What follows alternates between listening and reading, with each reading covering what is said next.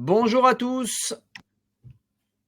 Ce soir, on a le plaisir d'accueillir Pierre Bermond, dirigeant d'EOS Allocation. Bonsoir Pierre. Bonsoir Jean-Olivier.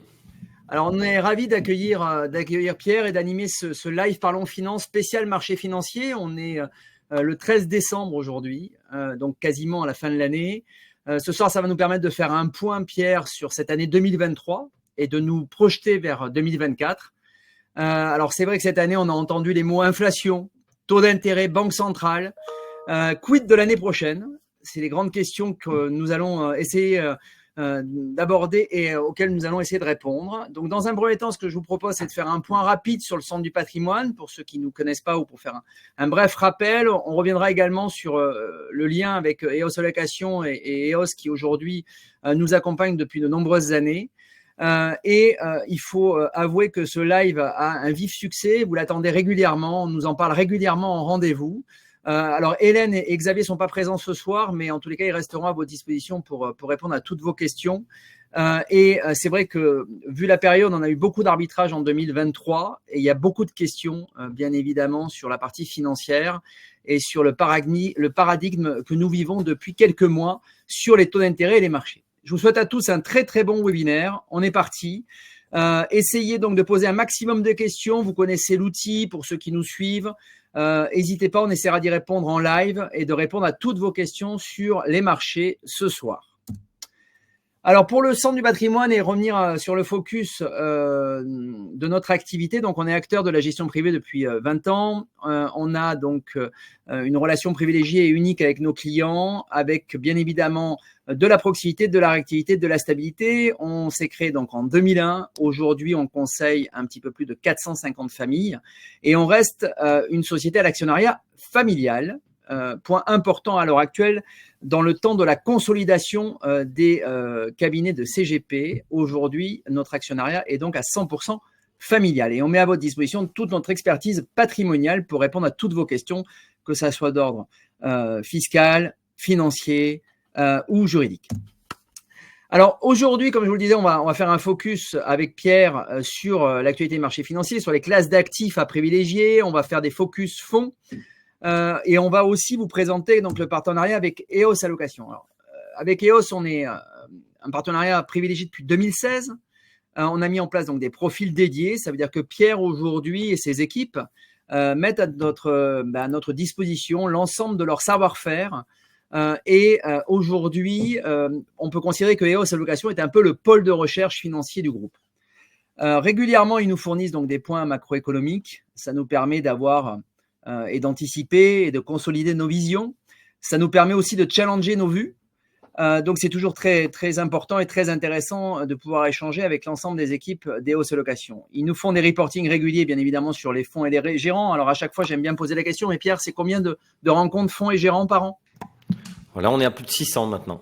Ah oui, donc 600 rencontres fonds et gérants. Vous imaginez la data et le sourcing que ça représente pour une structure comme la nôtre, d'avoir à notre disposition le savoir-faire et l'expérience et voilà, les qualités d'EOS Allocation. Alors, c'est un comité trimestriel d'allocation sur lesquels on travaille avec les équipes d'EOS par rapport à la fois au marché, par rapport également au degré de risque qu'on est prêt à prendre en fonction des allocations.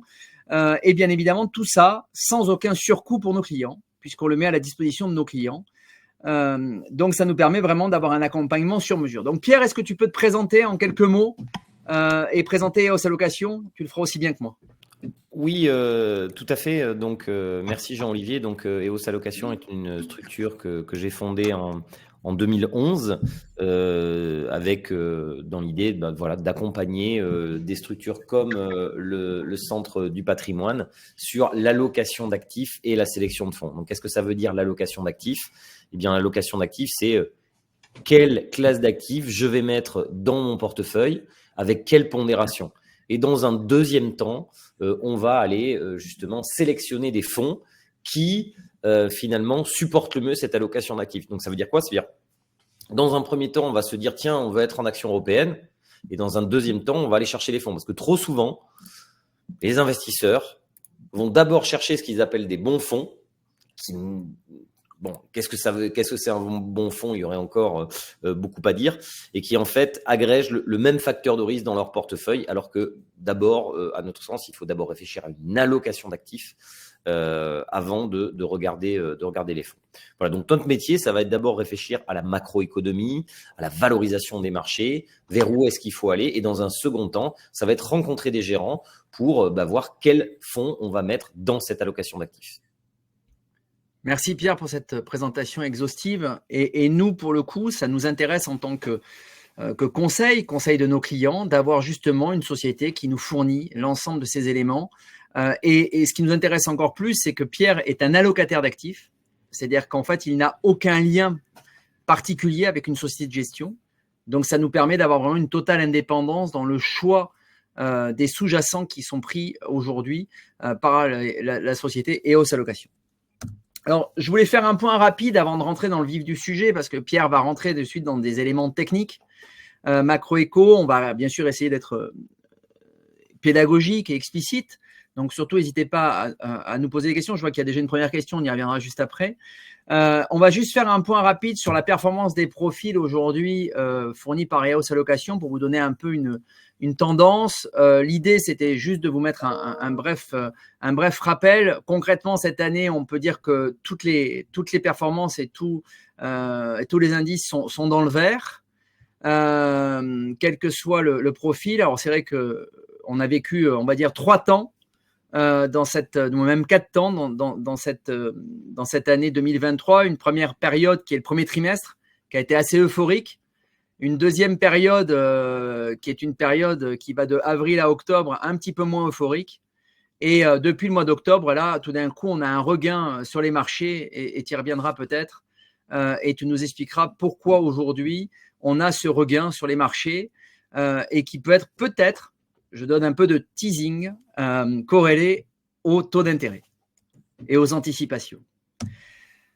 Donc, je voulais vous mettre le petit graphe que je mets à chaque fois, qui est un graphe qui nous est fourni par une société de gestion. Hein, j'aime bien donner la source. Donc, c'est Richelieu qui nous donne ce graphe qui est très explicite. Au moins, tout est dans le vert, sauf le Hang Seng. Tu y reviendras peut-être. Mais en tous les cas, tout est dans le vert, ou quasiment. Les indices américains, que ce soit les indices tech, que ce soit les indices européens, que ce soit le MSCI World, tout est dans le vert, sauf le Hang Seng, et même le Nikkei, qui est la belle surprise de l'année, est aussi dans le vert. Donc, il n'y a que la Chine qui a du mal et qui souffre.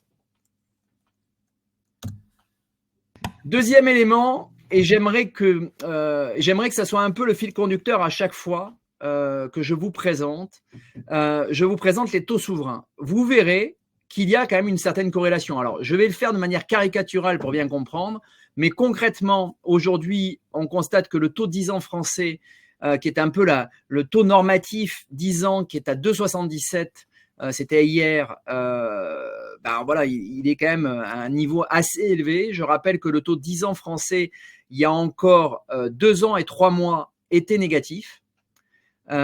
Aujourd'hui, il est à 2,77 et il a connu un point haut qui était aux alentours du 1er octobre, 10 octobre, aux alentours de 3,60. Donc, on voit qu'en fait, on a eu un pic de taux d'intérêt jusqu'au 15 octobre et que par la suite, on a une détente des taux d'intérêt depuis le 10 octobre. Donc, ce qui est intéressant, et pourquoi je vous mets ça, parce que Pierre y reviendra peut-être, mais il y a quand même une certaine corrélation entre marché boursier action, marché action et marché taux d'intérêt. Et c'est assez intéressant de bien travailler sur cette pédagogie pour que vous compreniez qu'en fait, il y a une vraie relation entre les taux d'intérêt d'un côté et les marchés actions de l'autre. Il y reviendra et je vais lui laisser la parole. Je pense que c'était juste un propos introductif. Alors, on a déjà 2 questions et on y reviendra juste que tu les connaisses. Il y a une première question sur qu'est-ce qu'on doit penser des fonds obligataires datés. Ça a fait partie de nombreuses discussions ensemble cette année sur les datés. On y reviendra. Et ensuite, on a une question qui est un petit peu plus technique et qui est très intéressante sur est-ce qu'il y a un intérêt donc d'être sur les fonds monétaires à l'heure actuelle? Est-ce qu'on peut anticiper une sortie au second semestre 2024? Comment arbitrer entre les fonds monétaires et les comptes à terme? et comment faire. Donc ça, on pourrait y revenir aussi. Je pourrais vous donner aussi mon point de vue. Pour le coup, ça sera intéressant d'avoir le point de vue de la partie technique fonds monétaire et la partie compte à terme.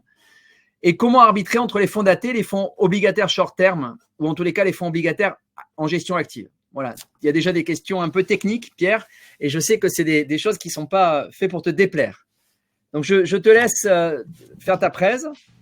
N'hésitez pas, on sera là pour bien sûr poser des questions à Pierre et le challenger si nécessaire, et on va essayer de répondre à toutes vos questions. Merci beaucoup Jean-Olivier. Donc effectivement des questions qui se posent en ce moment sur l'obligataire, parce que j'aimerais revenir en introduction. On a eu l'an dernier un crack obligataire. Il ne faut pas l'oublier.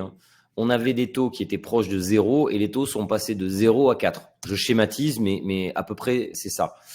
On n'avait pas connu un tel crack obligataire et une telle rapidité depuis un siècle. Alors d'un autre côté, on l'attendait. C'est-à-dire que ça faisait 3 ans que tout le monde disait, enfin, Jean-Olivier, tu m'arrêtes si je me trompe, mais on nous aurait dit il y a 10 ans qu'on aurait des taux négatifs, on aurait rigolé. C'était pas possible. Enfin, faut quand même vous rappeler que pour prêter à l'Allemagne, il fallait payer.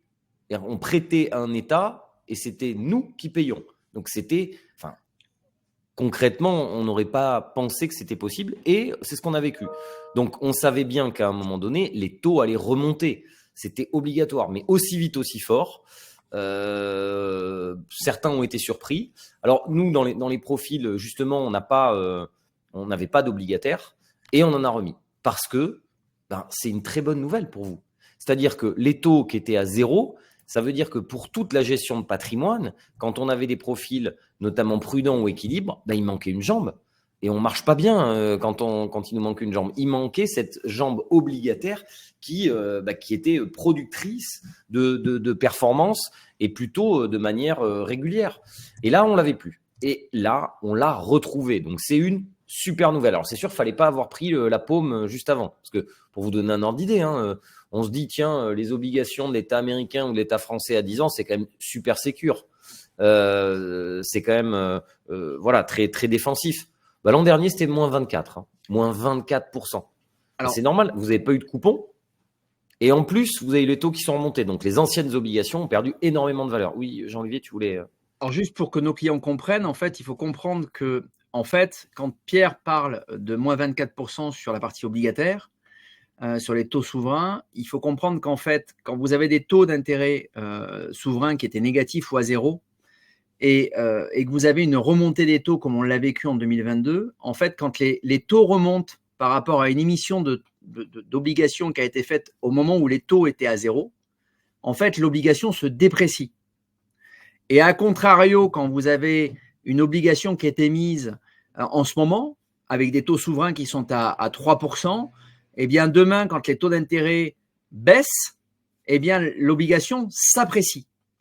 Il faut comprendre qu'en fait, une obligation, et on pourra y revenir sur d'autres webinaires, on en a déjà fait des webinaires spécifiques obligations, mais il faut bien comprendre le mécanisme. Donc, quand on parle de moins 24%, c'est parce qu'en fait, les obligations qui ont été émises avant la remontée des taux, dans l'année, en tous les cas, ça a amené une baisse de moins 24% sur les obligations déjà émises. Et ce qui est, à contrario, intéressant, c'est aujourd'hui d'avoir des taux à 3%. C'est est-ce qu'aujourd'hui, on a intérêt à y être ou pas et à rentrer sur le marché obligataire pour profiter peut-être potentiellement d'une baisse de taux. Je laisse Pierre continuer.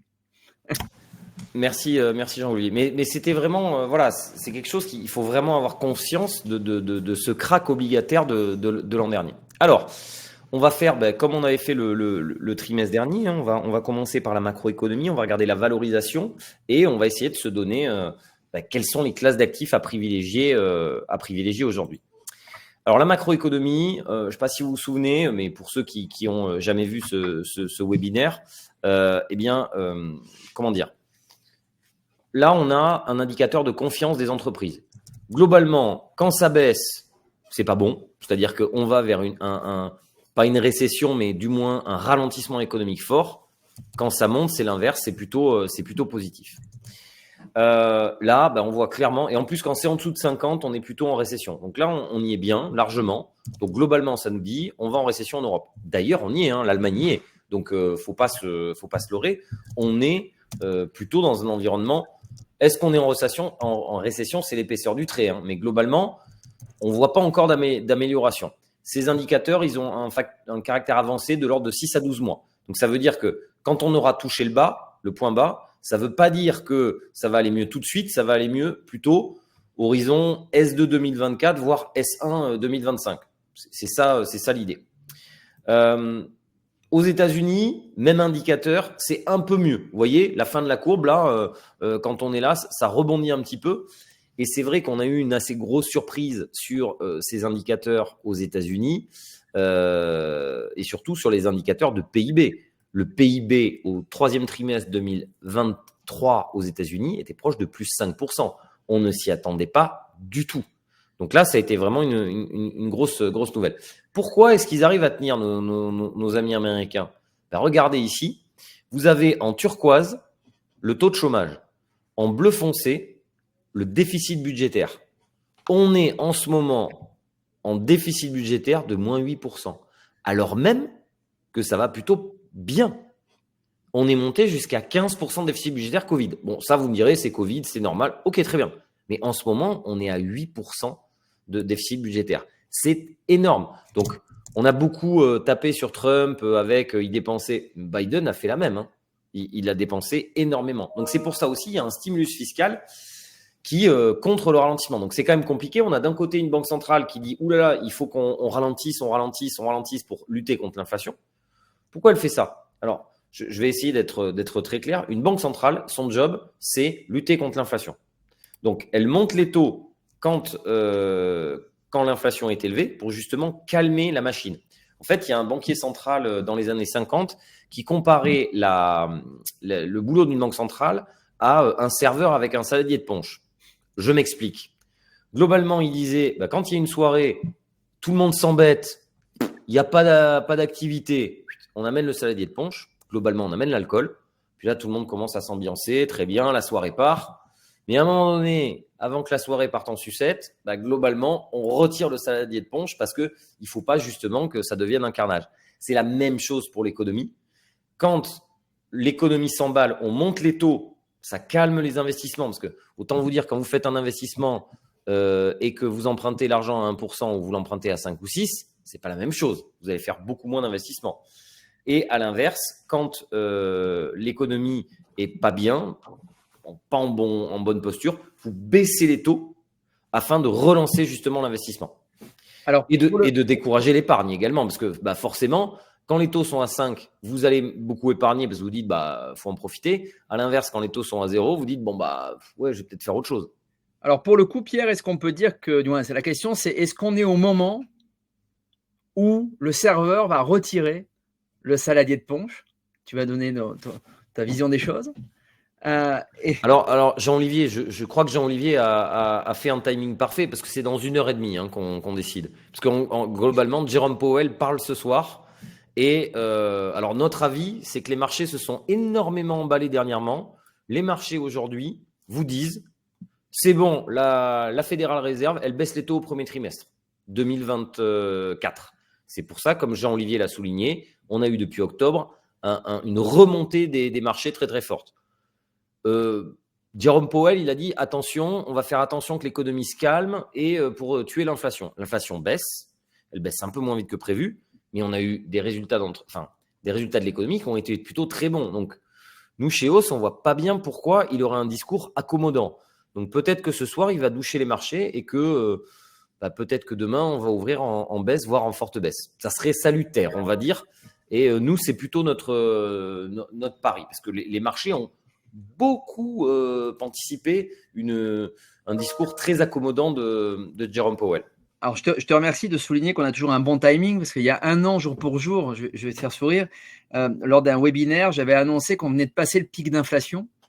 On était en décembre 2022, et donc, dans le coup, c'est vrai que le pic d'inflation, on l'a vécu en novembre-décembre l'année dernière. Et à ce moment-là, on disait, on a très certainement passé le pic d'inflation, mais ce n'est pas pour autant que les taux vont baisser en 2023. Là, aujourd'hui, la question que nous posent régulièrement nos clients, bien évidemment, c'est ces relations entre inflation et taux d'intérêt. Et c'est également comprendre l'impact des taux d'intérêt dans les allocations sur les fonds obligataires et sur la partie action, en fait.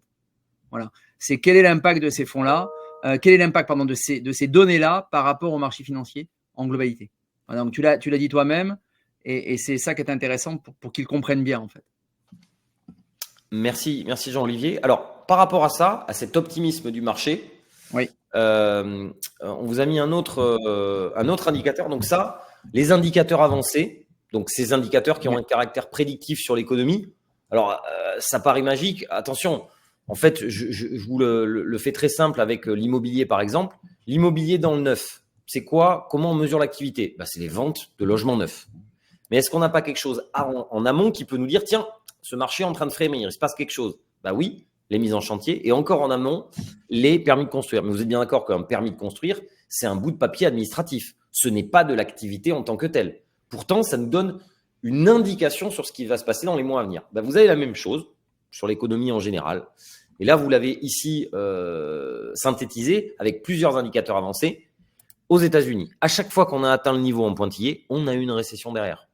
Donc pour nous, on va vers la récession aussi aux États-Unis. Donc on est beaucoup plus pessimiste sur l'économie que les marchés. Mais ça voudra dire aussi que l'inflation, elle est en train de se calmer fort. Voilà, donc il y a aussi une bonne nouvelle là-dedans. Alors vous allez me dire, mais attendez, pourquoi est-ce que… Alors attendez, juste avant d'aller plus loin, je vous montre un autre indicateur. Voilà, ici, c'est le durcissement des conditions économiques. Alors c'est quoi? C'est 1, est-ce que le crédit est plus ou moins facile à avoir? Donc plus ça monte, plus il est difficile à avoir. Et 2, est-ce qu'il est de plus en plus cher? Oui, là on a les conjonctions des deux. C'est-à-dire le crédit est plus difficile à avoir aux États-Unis, mais en Europe aussi, et il est plus cher. À chaque fois qu'on a atteint ces niveaux-là, on a eu une récession. Donc nous aujourd'hui, on dit attention, on risque d'avoir une récession. Mais pour autant, on ne prévoit pas un effondrement des marchés. Pourquoi? Parce que cette récession, elle est complètement pilotée par la Banque centrale. Oui. C'est vraiment la Banque centrale qui globalement dit « Ah, je remonte le bouton, je calme tout le monde pour calmer l'inflation ». Ça, c'est très différent de un attentat du 11 septembre, de l'éclatement de la bulle Internet, l'éclatement des subprimes. C'est très différent. Donc, les marchés ne sont pas outre mesure… Voilà, ils n'ont pas outre mesure peur. Est-ce qu'aujourd'hui, Pierre, on n'attend pas trop des banques centrales pour vraiment reprendre ce que tu dis? Dans le coup, les banques centrales, est-ce que les banquiers centraux n'ont pas remonté trop tard leur taux d'intérêt? Ça, si on regarde un peu dans le rétroviseur là, par rapport à l'inflation, ils pensaient que c'était transitoire, ils ont monté un peu tard leur taux d'intérêt. Résultat des courses, ils sont montés très fort, très vite. Et la question que tu as soulevée tout à l'heure sur Powell qui va parler dans 1h30, la deuxième question qui peut se poser, c'est est-ce qu'ils ne vont pas attendre un peu trop longtemps pour rebaisser leur taux? Est-ce qu'ils ne risquent pas justement de nous faire rentrer dans une récession plus forte que prévu? Oui, mais il y a un précédent qu'ils ne veulent pas rejouer. Dans les années 70, qu'est-ce qui s'est passé?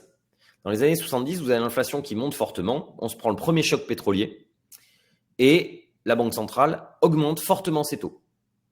Très bien, l'inflation commence à baisser. Sauf que, on se prend une récession. Énorme pression du gouvernement pour que la Banque centrale rebaisse les taux.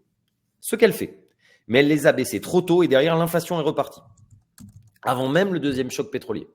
Et donc, ils veulent avant tout éviter qu'on ait à nouveau, finalement, en baissant les taux trop tôt, que l'inflation reparte.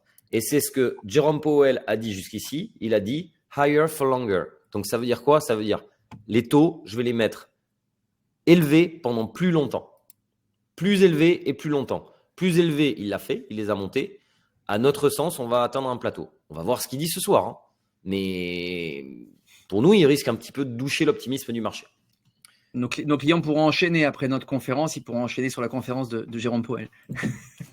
Tout à fait. Donc, vous voyez ici, ça, ce sont les prévisions de croissance du PIB pour 2023-2024. On trouve que c'est un peu optimiste pour 2024. C'est pas non plus hyper élevé, hein, attention. Hein. On est à 1% aux États-Unis et 0,8% en zone euro. Hein. Mais nous, on pense plutôt qu'on va être vers 0, justement, par rapport à une récession. Et puis, une autre chose, attention, une récession, ça peut être… Une récession, c'est quoi? C'est 2 trimestres consécutifs de baisse du PIB. On peut l'avoir T1, T2 et remonter T3, T4. Hein. Donc, finalement, c'est pas impossible qu'on ait une récession et qu'on ait quand même ces niveaux de croissance du PIB. Hein. En passant quand même, personne n'en parle, personne. Mais attention, regardez les montagnes de dettes souveraines qu'on est en train d'accumuler. Alors jusqu'ici, il n'y avait pas de problème parce que on avait des taux qui étaient extrêmement bas. Donc quand je m'endette à zéro, tant que j'arrive à me réendetter, tout le monde s'en fiche. Je vais même vous dire plus. Quand je m'endette à moins quelque chose, ben c'est parfait. Je me désendette en fait en m'endettant. Mais aujourd'hui, les taux sont remontés et regardez le paiement d'intérêts du gouvernement. On va passer par exemple aux États-Unis de 2,5, 2,8 à plus de 4% du PIB en paiement d'intérêts. Il n'y a qu'en zone euro où on est à peu près, il faut le dire des fois, on est à peu près bons élèves parce que la dette est en train de baisser. Vous allez me dire, mais attendez, vous me racontez, la dette, elle ne baisse pas. Eh oui, mais attention, sachez que c'est la dette du PIB, c'est dette divisée par PIB nominal, donc PIB avec inflation. Donc en fait, grâce à l'inflation, on se désendette. Parce que l'an dernier, la croissance du PIB était de combien en zone euro ? 12%. Eh oui, 12% en nominal. 2% ou 3% de croissance et 9 à 10% d'inflation.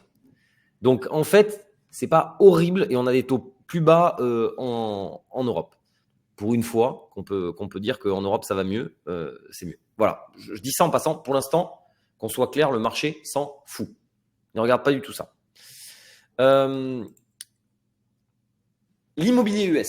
L'immobilier US, attention quand même. L'immobilier US, on a des taux de mortgage, donc c'est les taux auxquels empruntent les Américains, 8%. C'est quand même, c'est non négligeable. Et derrière, on a, ici, ça veut dire quoi ? Ça veut dire que quelqu'un qui a acheté de l'immobilier en 2020, qui a acheté un bien en 2020, avec vu les taux d'intérêt, il payait à peu près $1 400 par mois. Aujourd'hui, pour le même bien, parce que l'immobilier a fortement monté, parce que les taux d'intérêt ont monté, ben on est à $2 600. Vous comprenez bien que plus personne n'achète. Attention, hein, je ne dis pas que c'est quelqu'un qui a acheté, qui vient de se prendre $1 000 d'augmentation. Lui, maintenant, ils sont plutôt à taux fixe, les Américains. Je dis, si quelqu'un a acheté ce même bien aujourd'hui, voilà la mensualité qu'il aurait. Donc, c'est un problème. Et attention, vous savez, vous connaissez l'adage boursier, quand l'immobilier va, tout va. Ben, quand il ne va pas bien, ça ne va pas. Et je peux vous dire que les Chinois le savent bien en ce moment, puisqu'ils sont quand même un éclatement de la bulle immobilière qui est lente. Donc, ce n'est pas un éclatement de bulle, mais c'est lent et ça purge et ça fait du mal à l'économie. Alors, on a des fois des questions en rendez-vous, Pierre, sur est-ce qu'il y a un risque de ce qu'on a vécu en 2007-2008 sur les subprimes et la remontée des taux ou pas du tout, vu l'immobilier US qui se passe, ou est-ce que, comme tu l'as dit, comme les Américains empruntent… Non, maintenant ils sont à 80% à taux fixe. Hein. Donc c'est nouveau par rapport à il y a 20 ans. Ah oui, tout à fait. Non, mais ça, c'est important de le souligner. C'est-à-dire qu'à l'époque, on était plutôt sur l'inverse, c'est-à-dire qu'on était à 80-90% à taux variable. Alors qu'aujourd'hui, en fait, les Américains se sont alignés finalement sur ce qui se passe en France avec plutôt des emprunts à taux fixe. Tout à fait. En revanche, on voit qu'on commence à avoir des delinquencies. C'est quoi ? C'est quand on est en retard de plus de 30 jours. Okay. Sur les cartes de crédit, les consumer credits, les prêts auto. Donc, ça commence à piquer. Faut faire attention. Hein. Une hausse de taux, ça met 18 mois à rentrer dans le marché. On y est là, on est dans les 18 mois. C'est maintenant que ça va commencer à piquer. Donc, nous, on est moins optimistes effectivement que les marchés. En Chine, globalement en Chine, là, c'est ici, c'est les mêmes indicateurs avancés. Ça va un petit peu mieux, mais pour l'instant, ça ne se traduit pas du tout en performance boursière. Voilà, les performances boursières de la Chine ont été plutôt très mauvaises.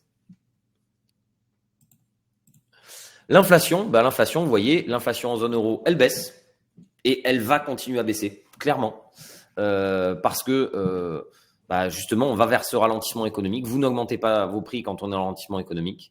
Et aux États-Unis, elle baisse aussi. Alors, jusqu'où est-ce qu'elle va baisser ? C'est la grande question. Est-ce qu'on va revenir vers des taux d'inflation entre 1 et 2 comme on a connu ? Ou est-ce qu'on va se balader plutôt entre 2 et 3 ? C'est la grande question.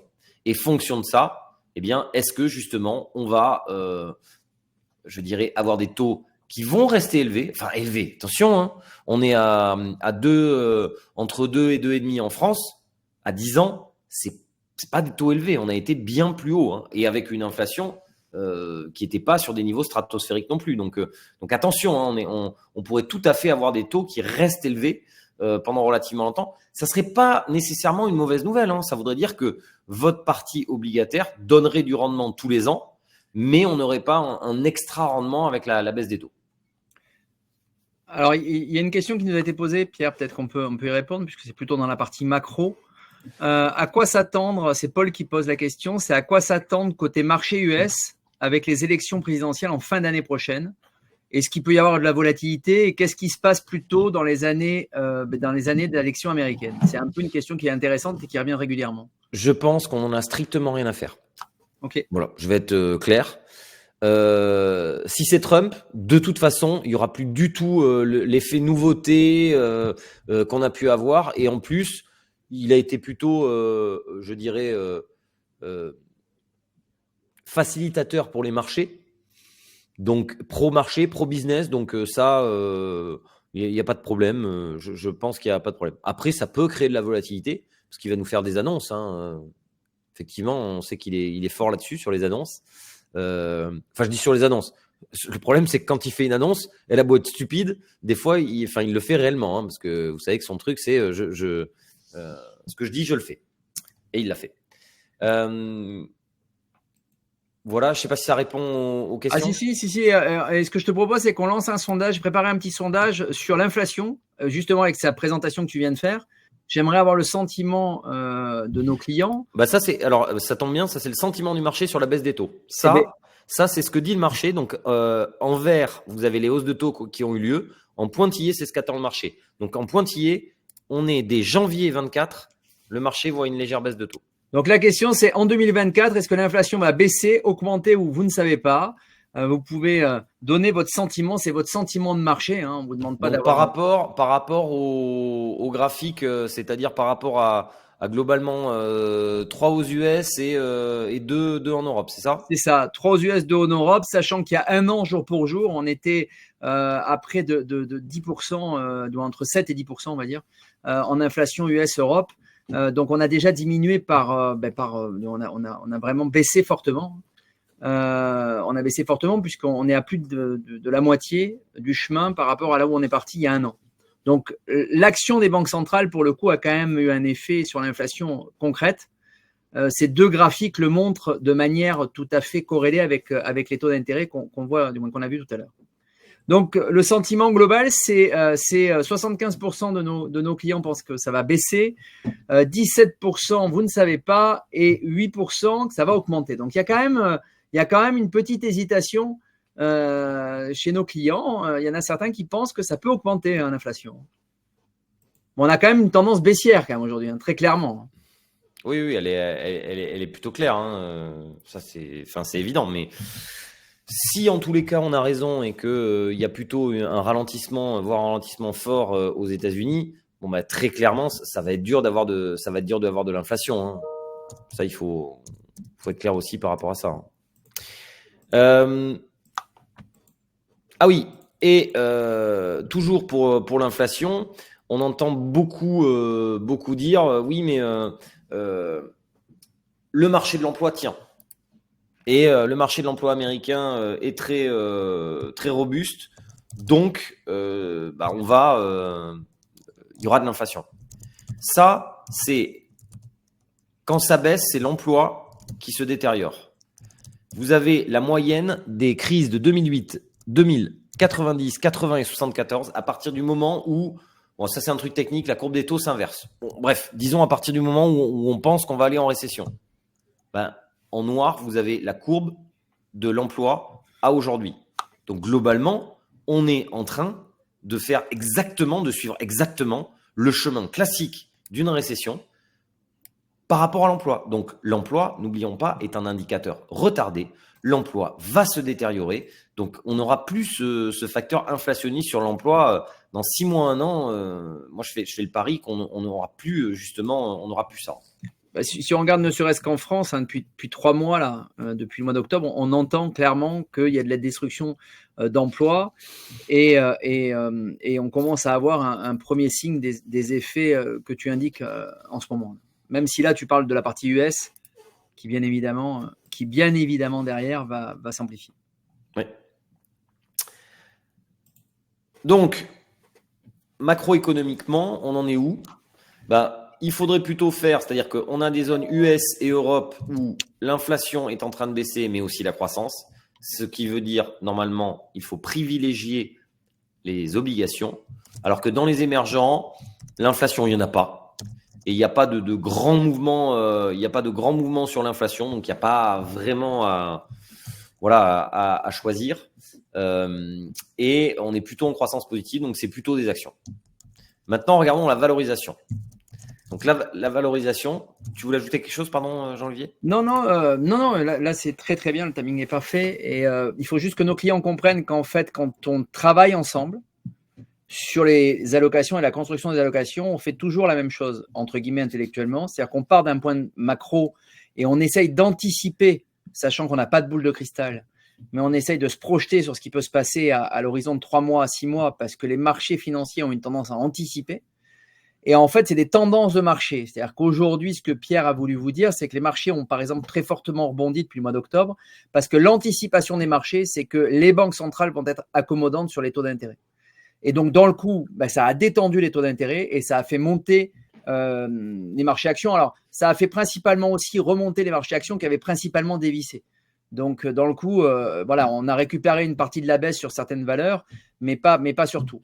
Et donc, derrière, Pierre nous dit toujours, attention, la macro, c'est un premier sujet. Le deuxième sujet, c'est la valorisation des marchés. C'est-à-dire qu'en fait, l'intérêt, c'est ce qu'on appelle le PE, c'est de regarder en fait le coût d'une entreprise, le coût d'une action par rapport à ce qu'elle vaut. D'accord? C'est-à-dire que on va regarder aujourd'hui son rapport bénéfice et coût, voir si en fait il y a quelque chose qui est corrélé ou pas, et que ça soit quelque chose qui soit dans la norme. On a des normes qui sont souvent entre 11, 12, 13 fois les bénéfices. Et quand on est en dessous, on a tendance à dire que les marchés sont sous-cotés. Et quand on est au-dessus, on a tendance à dire que les marchés sont surcotés. Tu vas y revenir dessus, mais ça, c'est le deuxième biais qu'on regarde. Et après, on rentre dans les fonds pour construire les allocations. Tout à fait. Donc là, vous voyez ici les niveaux de valorisation. Globalement, donc ça, c'est le PE. C'est le prix divisé par les bénéfices estimés. Je ne vais pas rentrer dans le détail, mais plus c'est élevé, plus c'est cher, plus c'est bas, moins c'est cher. Aujourd'hui, par rapport aux moyennes historiques, les US sont chers, voire très chers. L'Europe est plutôt au prix, voire pas trop cher, et les émergents sont pas chers. Mais ce qui compte, surtout, c'est la prime de risque. Bon, je ne vais pas, pareil, rentrer dans le détail. Vous le voyez, c'est la prime de risque. C'est quoi? C'est combien est-ce que je peux gagner sur les actions par rapport à combien est-ce que je peux gagner sur les taux. Pendant 3 ans, 2018-2021, on nous a dit oui, les marchés actions sont chers, mais je ne peux rien faire d'autre parce que les obligations me rémunèrent 0. Sauf que maintenant, j'ai une alternative. J'ai des obligations qui me rémunèrent. Donc, les actions sont moins intéressantes et pour nous, du coup, sont trop chères par rapport à l'intérêt relatif qu'elles ont par rapport aux obligations. C'est le fameux TINA qu'on a entendu pendant plusieurs mois, plusieurs années. Et TINA, qui veut dire, Jean-Olivier? J'ai un accent déplorable, tu n'es pas très sympathique, Pierre. Mais avec mon accent toulousain, c'est There is no alternative. Donc, il n'y avait pas d'alternative aux obligations. Il n'y avait pas d'alternative. Il n'y avait pas d'alternative jusque-là, sauf que maintenant, il y en a une. Voilà. Donc, pour nous, ça change tout. Voilà. J'inviterai mes clients à repasser ce passage où j'ai un anglais parfait. Maintenant, il y a une opportunité dont j'aimerais vous parler, ce sont les petites capitalisations. Pour nous, globalement, je vais être clair, mais peut-être que du coup, les gens vont arrêter après ça parce que globalement, ils auront la réponse peut-être à leurs questions. Pour nous, il y a 3 opportunités dans le marché. Il y a les petites capitalisations. Pour l'instant, ça ne marche pas. Ça commence à marcher. La Chine, ça ne marche pas. Troisièmement, les obligations. Les obligations, au moins, on est payé pour attendre. C'est une vraie différence. Les petites capitalisations, déjà, on parle de quoi? On parle de sociétés dont la capitalisation boursière est en dessous de 1 à 2 milliards. Voilà. Donc, c'est pas des sociétés qui sont très connues, qui sont moins connues que des LVMH ou des Vinci, effectivement, mais plutôt des petites capitalisations. Aujourd'hui, ce que vous montre ce graphique-là, c'est qu'en termes de valorisation, donc là, on n'est plus sur le PE, mais on est sur le PB, Price to Book, c'est le prix divisé par rapport à l'actif. D'accord? On s'en fiche. Toujours pareil. Plus c'est haut, plus c'est cher. Plus c'est bas, moins c'est cher. On est au même niveau que 2009. Ça veut dire que les marchés anticipent une crise de l'ordre de 2009. Nous, on vous dit oui, il va y avoir récession, mais pas du tout comme 2009. D'accord? Donc là, les petits capis, c'est pas cher. Et là, on est ici en Europe. Je peux vous montrer la même chose aux États-Unis. Donc, par rapport aux grandes capis, on est sur des points bas historiques. Et en absolu dans le monde, c'est-à-dire par rapport à leur prix dans l'absolu, c'est-à-dire pas par rapport aux grandes capitalisations, on est aussi très bas. Donc, il y a vraiment quelque chose. Regardez quand même. Ici, vous avez le CAC Small. Vous savez, vous avez le CAC 40 et il y a aussi le CAC Small. Le CAC Small, il y a devoir 200 entreprises. Ce sont les performances du 31-12-2021 au 07-09-23. Si vous avez une capitalisation boursière au-dessus de 5 milliards, ce qu'on appelle une moyenne capitalisation, vous avez fait plus 20. Si vous êtes entre 1 milliard et 5 milliards, moins 8. Entre 500 millions et 1 milliard, moins 24. Entre 150 millions et 500 millions, moins 39. Donc ça veut dire que plus on est petit en taille de capitalisation, plus on a énormément souffert. Ça veut dire quand même que le marché a eu peur et donc le marché est allé vers les grandes capitalisations. Ce qui a fait monter au final les grandes capitalisations. Voilà. Donc pour nous, une opportunité là-dessus. Et qu'est-ce qui a fait que les petites capis ont baissé? C'est les flux. Ce sont les flux. Les flux ont été largement négatifs depuis 2018. Or, c'est une classe d'actifs qui marche au flux. Comme c'est une classe d'actifs qui est relativement illiquide, elle marche au flux. Et donc, les flux étant baissiers, on a eu des baisses sur ces actifs. Maintenant, les taux. Alors, les taux, ça, ce sont les primes que vous avez sur le high yield. Alors, il y a dans le marché obligataire des entreprises, il y a deux grandes catégories. La catégorie investment grade, globalement, entreprises de bonne qualité, bilan sain, c'est les bancaires, c'est Vinci, L'Oréal, LVMH, Airbus, c'est tout ça. Deuxième catégorie, la catégorie high yield. Donc high yield, sympa, marketing, on veut du haut rendement. L'autre petit nom, c'est junk bonds, obligations pourries. Attention, là on va un peu loin.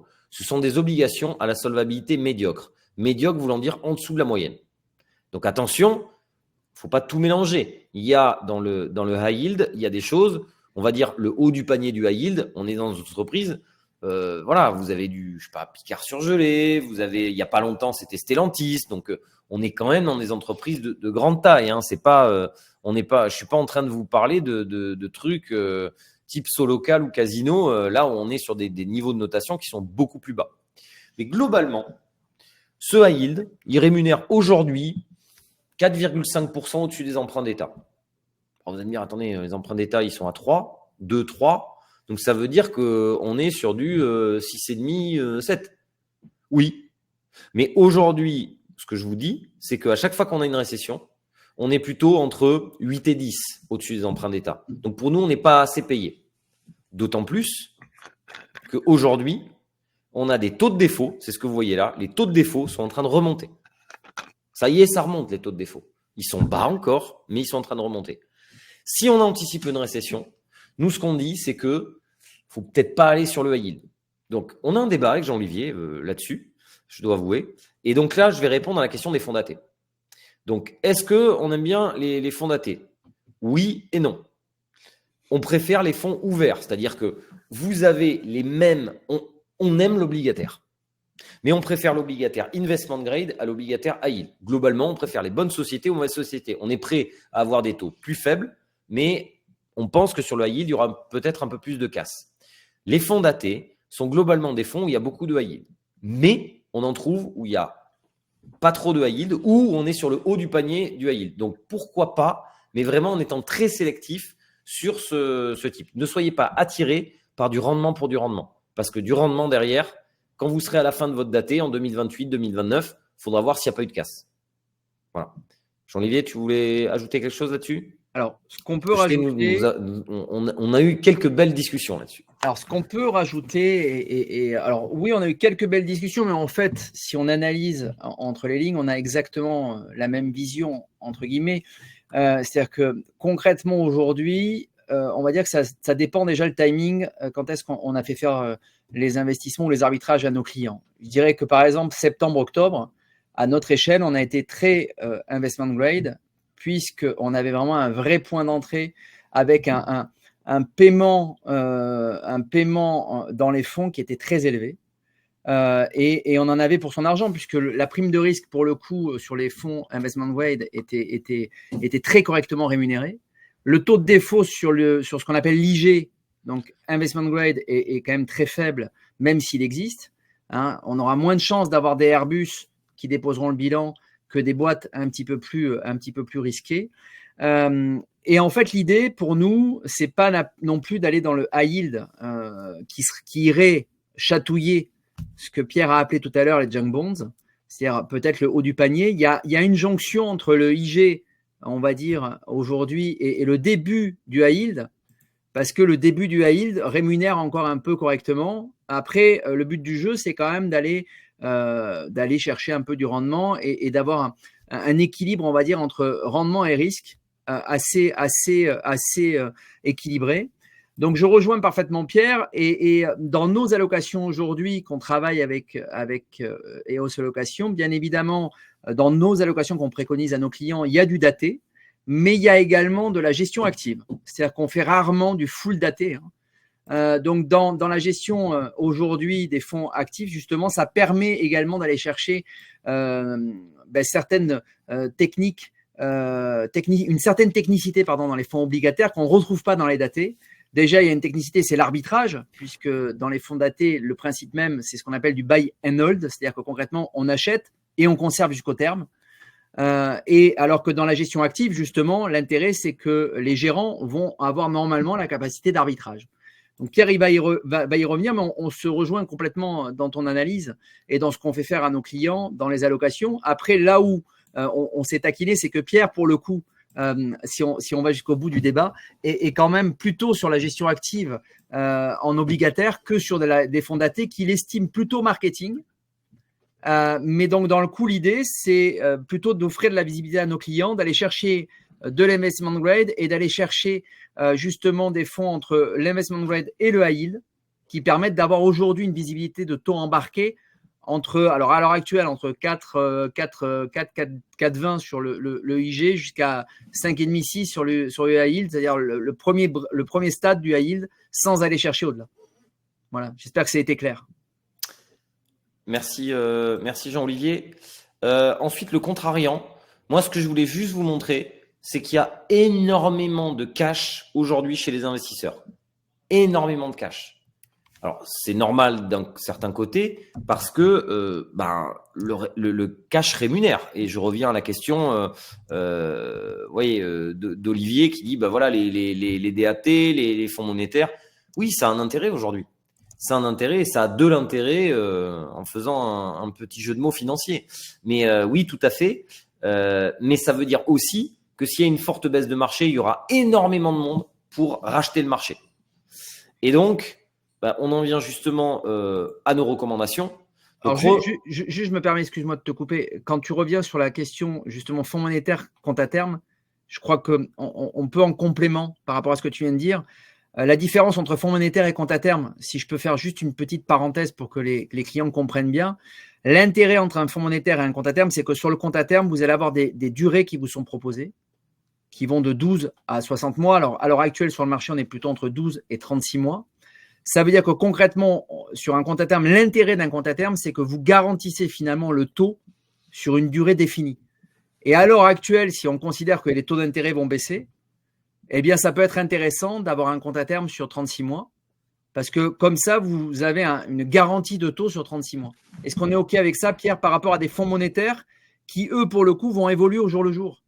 Donc, il y a quand même une différence qui n'est pas neutre parce que si les taux baissent, autant sur le compte à terme, votre taux est garanti en fait pendant la durée signée, c'est contractuel, c'est un contrat, alors que sur un fonds monétaire, vous allez avoir une évolution au jour le jour. Oui, mais pour le coup, c'est plus souple. Bien sûr, pas de sujet. Et donc, on se laisse porter et on n'a pas des minima et ainsi de suite. Sinon, j'ai envie de vous dire, La réponse est toujours la même pour un allocataire, c'est faites un peu des deux. Eh bien, alors, c'est ce que j'allais te répondre, c'est exactement. Alors, tu me tends une perche, et plus on fait ces webinaires, et plus je me dis que voilà, on sort vraiment notre synergie.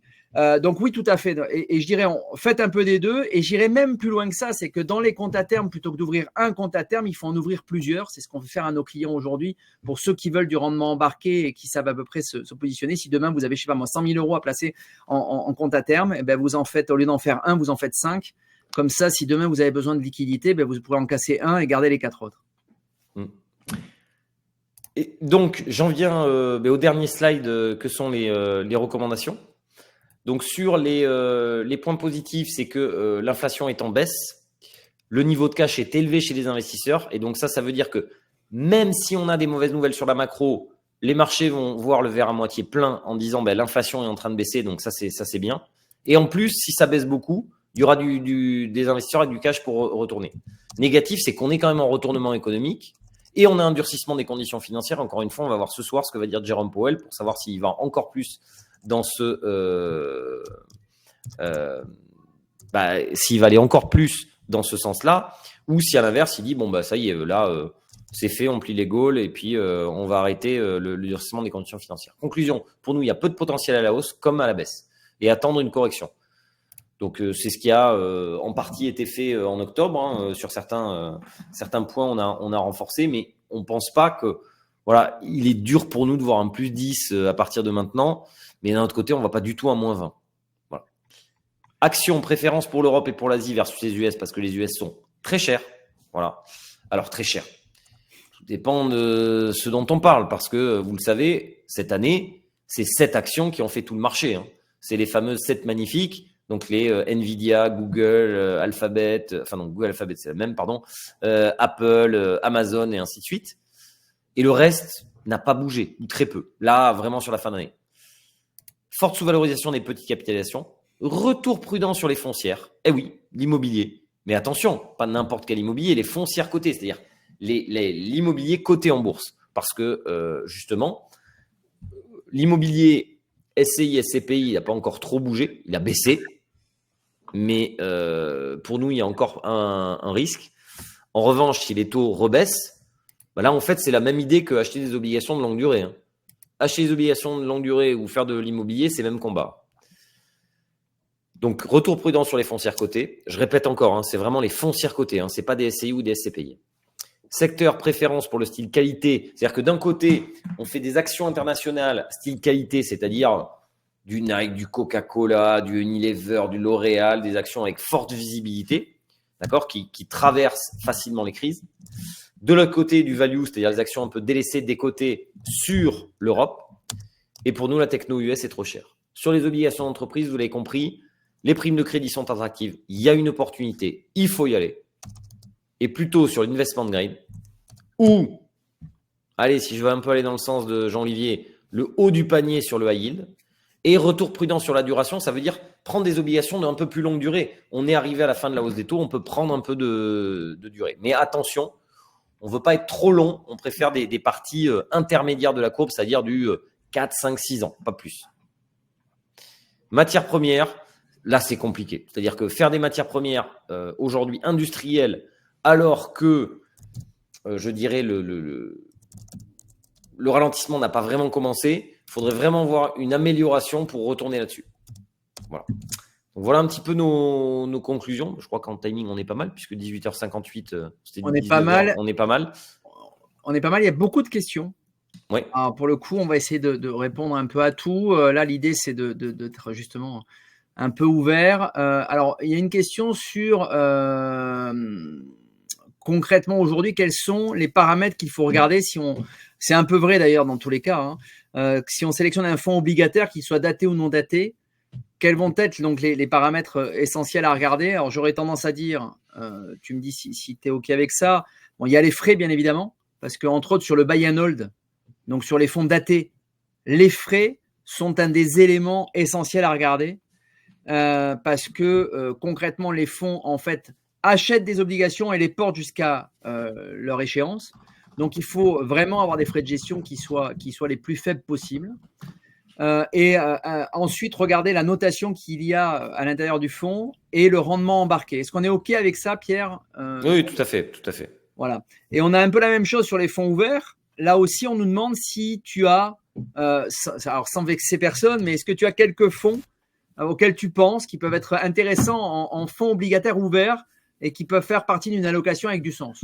Oui, tout à fait, mais qui sont déjà dans les profils. Si vous êtes client du centre du patrimoine, c'est déjà des fonds sur lesquels vous pouvez être. Donc, je pourrais citer par exemple Rothschild Air Eurocrédit, je pourrais citer Carmignac Crédit, je pourrais citer aussi sur les subordonnés bancaires Lazare Crédit-Fi, je pourrais citer le fonds de Schroeder, enfin voilà.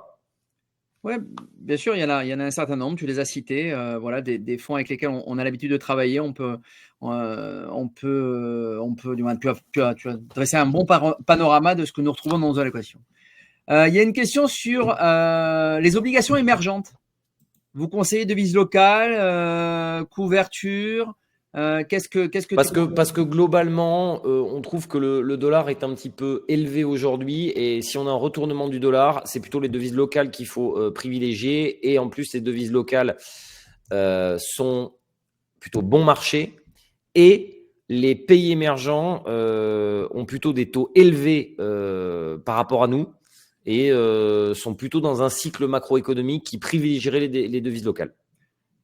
Et sur les taux, concrètement, on est positionné un peu comme en Europe et aux US ou c'est pas du tout comme ça que ça se passe dans les émergents? C'est-à-dire? Est-ce que les taux sont élevés globalement? Est-ce qu'ils ont Ils une sont tendance à élevés, mais ils baisser? sont plutôt à la baisse là. Ça y est, ils commencent à baisser les taux. Donc pour le coup, ça peut valoir le coup d'avoir une petite poche d'obligataires émergentes pour aller chercher du rendement dans les prochains mois. Ouais. Oui, excusez-moi, oui, j'oublie le principal. On est en devise locale parce que là, les taux commencent à baisser dans les pays émergents. Plutôt que nous, ils sont en avance sur le cycle. Donc ça veut dire que là, si vous avez des obligations plutôt de longue durée, c'est là où vous allez gagner le plus. Alors il y a une autre question qui est posée. Il y a Stéphane qui pose une question sur l'or et qui dit aujourd'hui l'or ne baisse pas. Est-ce que ça sous-entend que les investisseurs n'ont pas confiance dans la solvabilité des sociétés cotées? Ou est-ce que ça joue vraiment son rôle de valeur refuge? Et est-ce que c'est pour cette raison que l'or monte en fait grâce au flux?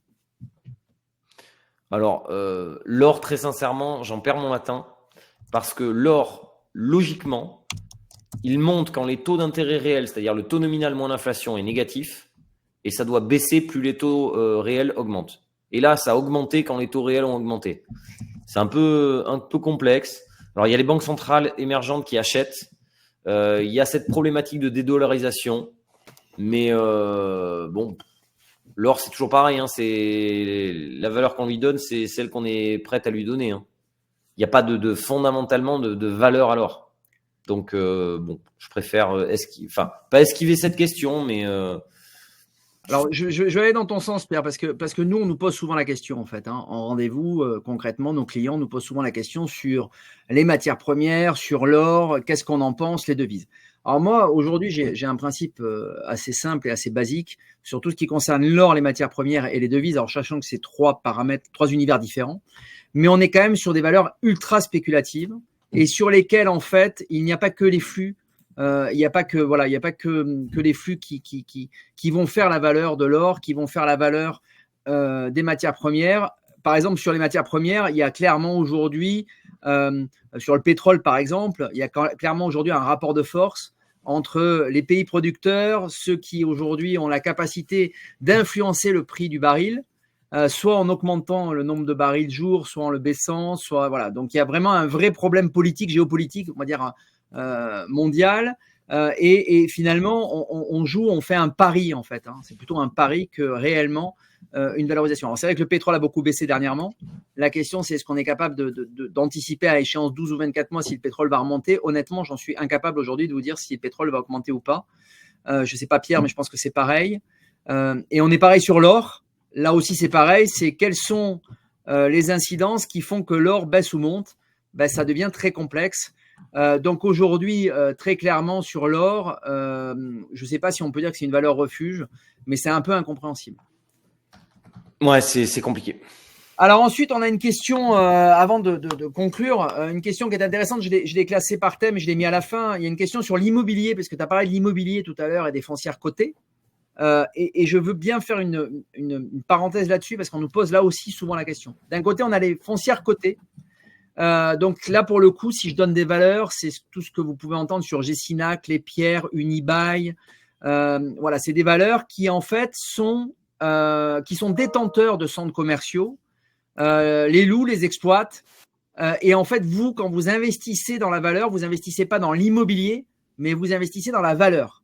Vous achetez des actions de Gecina, de Clépierre et d'Unibail. L'intérêt de ces sociétés, c'est que logiquement, souvent, elles donnent du dividende et quelque part, elles ont un sous-jacent, entre guillemets, d'immobilier, donc avec une certaine récurrence. Pour information, en 2022, les foncières cotées ont pour le coup fortement décoté. Je me permets de le dire avec ce petit jeu de mots. Et l'année dernière, on a eu une très forte baisse sur les foncières cotées. Aujourd'hui, il y a une vraie corrélation entre foncières cotées, remonter les taux, et aujourd'hui, on se dit, tiens, les taux vont baisser. Donc, logiquement, les foncières cotées devraient rattraper une partie de la baisse qu'elles ont subie depuis un an et demi. Est-ce qu'on est OK avec ça, Pierre? Tout à fait. Derrière, on nous pose la question sur l'immobilier non coté. SCPI, SCI, Capimo, Sofidy, etc.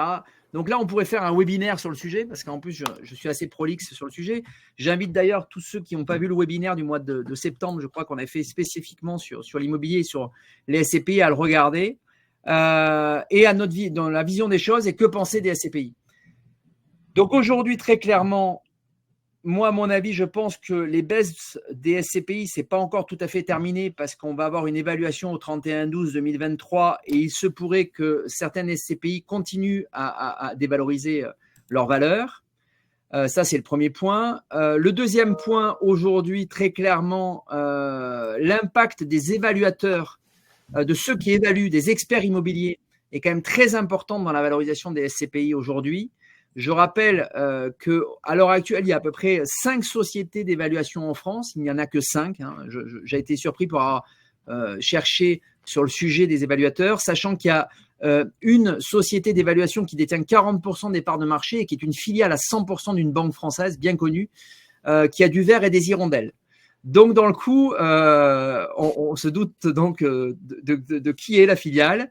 Mais pour le coup, aujourd'hui, les évaluateurs pèsent très fortement dans les évaluations. Alors, pour le coup, et je finis là-dessus, on a quand même plutôt les SCPI de bureau qui sont concernés. À l'heure actuelle, les SCPI diversifiés et les SCPI plus récentes et pour finir, les SCPI sectorielles sont quand même moins concernées par la baisse.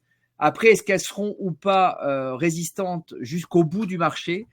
C'est une grande question. Je pense que 2024 sera aussi une année compliquée sur l'immobilier non coté parce que les taux d'intérêt n'ont pas eu encore le temps, en tous les cas, les marchés non cotés n'ont pas eu encore le temps de réellement reconstituer leur prime de risque. Et donc ça, clairement, aujourd'hui, je pense que à la fois sur les SCPI pour une partie et le résidentiel, on risque d'avoir quelques surprises en 2024. Est-ce que tu es d'accord avec tout ça, Pierre?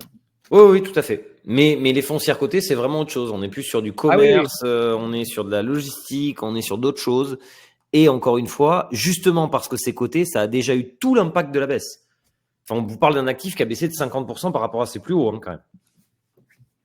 Tout à fait. Mais c'est pour ça que je faisais cette précision, parce qu'on nous mélange souvent, entre guillemets, ce qui est immobilier foncière coté et ce qui pourrait être non coté. Donc là, pour le coup, il y a quand même… C'est foncièrement différent. C'est foncièrement différent. Magnifique. Je crois que pour le coup, on peut s'arrêter là pour ce soir. Très joli jeu de mots. Merci, Pierre. J'espère que vous avez passé un bon moment en notre compagnie. Alors, juste plusieurs choses. Vous allez retrouver donc ce webinaire sur notre plateforme YouTube, sur la chaîne Centre du Patrimoine TV. On vous invite à vous y abonner.